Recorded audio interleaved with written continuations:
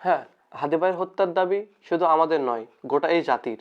কারণ হাদি ভাই একটি নক্ষত্র ছিল এই বাঙালি জাতির জন্য। শত বছর পরে এমন কিছু সন্তান জন্ম হয় যা বিপ্লবী, যারা প্রতিবাদী, যারা জনগণের কল্যাণের জন্য জীবনকেও বিলিয়ে দিয়েছে। আজ সেই মানুষটির কথা বলতে চলেছি, আমাদের প্রিয় হাদি ভাই, যার হত্যার বিচার এখন পর্যন্ত হয়নি। হবে কিনা আদৌ সন্দেহ। কারণ কি, এই মহামানবের হত্যা কেন আমাদের বিচার চাচ্ছি রাজপথে বসে?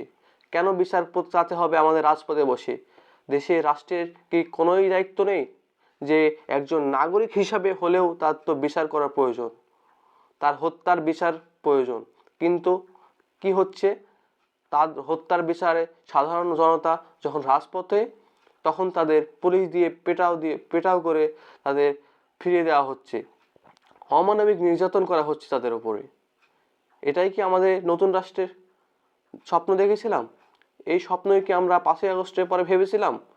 নিশ্চয় নয়। আমরা এমন কিছু ভাবিনি, এমন কিছু ভাবতেও যাইনি যে 5ই আগস্টের পরে এমন কিছু দৃশ্য আমাদের সামনে উঠে আসবে। নির্বাচনের আর মাত্র কয়েকদিন, তারই সামনে এমন কিছু অস্থিতিশীল পরিবেশ আমাদের নতুন কিছু ইঙ্গিত দিচ্ছে।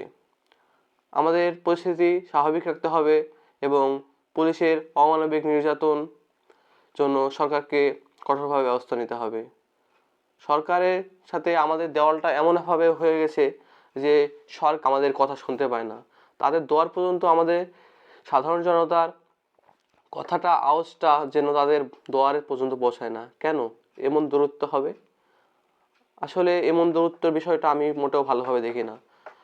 সরকারের এবং জনতার দোয়ারে কথা হবে কাছাকাছি, যেটা আমরা চিৎকার করলেই তারা সরে আসে এবং তারা আমাদের কথা শুনতে এগিয়ে আসে।